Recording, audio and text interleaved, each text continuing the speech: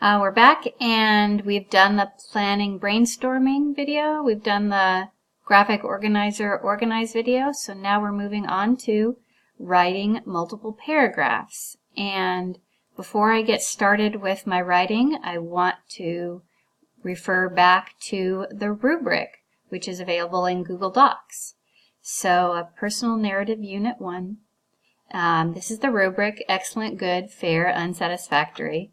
And we're not shooting for unsatisfactory, we're not shooting for fair, we're shooting for these two sections in order to get a passing grade. So I'm going to read down the excellent column. Gives a lively, interesting, and detailed description of a personal experience. Uses sequence words to tell events in the order they happened. The strong beginning tells when and where the story happens. Uses rich descriptive details. Realistic dialogue adds to the story. Has a strong personal message. Has a variety of sentences that flow. Is free or almost free of all errors. Provides a clear concluding paragraph directly related to the information or explanation presented. So I want to make sure that I'm keeping this rubric handy and looking at these two, the good and the excellent categories, as I'm writing. So I've got this tab open and I'm going to keep flipping back and forth. If you've got it printed out, you can have it by you, or you can have it on another tab if you're on the computer. But keep this handy and keep referring back to that, because it's going to make your writing better. It's going to make your writing more on task. Also, especially this uses sequence words, keeping that in mind, and the rich descriptive details in the dialogue. Those are ones that tend to be left out if people aren't paying attention to their rubric. So keep this handy, and I'm going to write my essay, and then we'll look at that. Okay, so I've written my essay, and keep in mind I'm an adult. I've been through college, and I've had a lot of opportunities to write, but I chose to write it as an adult rather than as if I were 9 years old, so that you could see, and the process is still the same. So here is my essay. This is my first draft of my essay, and I'll just read it to you, and you can see what a good example would be. When I was a kid, I think I was younger than 10, I really wanted to go fishing with my dad. My dad really wanted to take my brother. My brother didn't want to go fishing.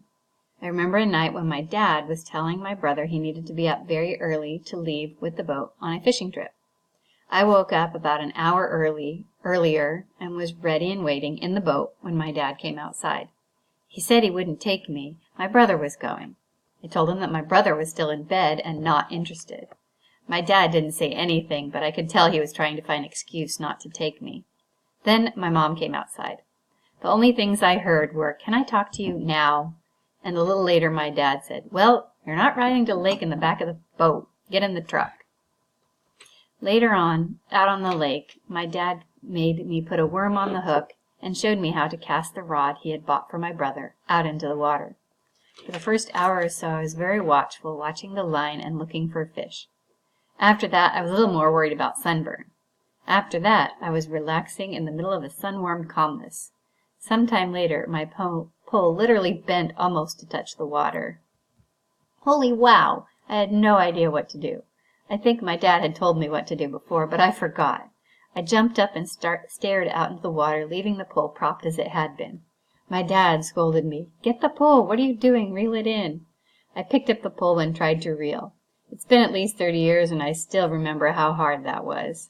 I remember thinking, I didn't know this lake had sharks. I had heard that cows had been found drowned in this lake. Maybe I had snagged a cow. Okay, it wasn't a shark or a cow, but to my little arms it may as well have been.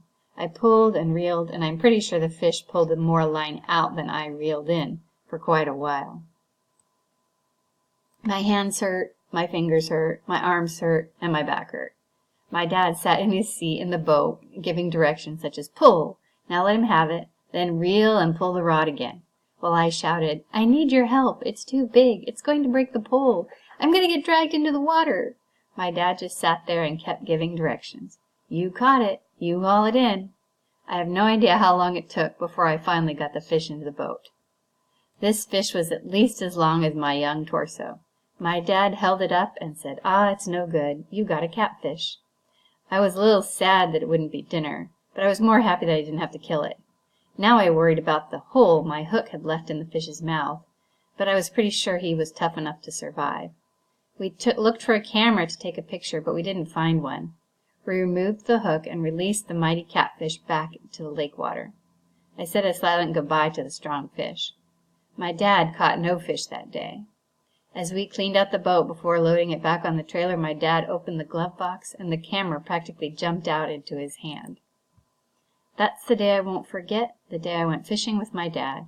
I learned that I was strong and brave.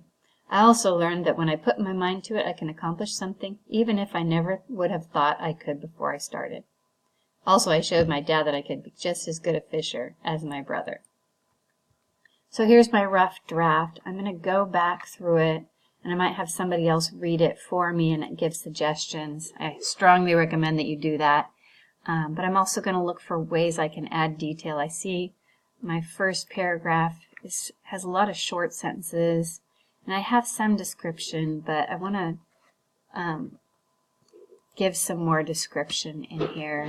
I also want to make sure I have my transition words, because on my rubric that was a point. Sequence words to tell events in the order they happened. So I have later here, and I want to check and make sure I have enough to make a good essay. And I'm going to have probably somebody else read it to give me some advice and help with that. And then we'll work on the next phase of writing, which is revising errors and ideas.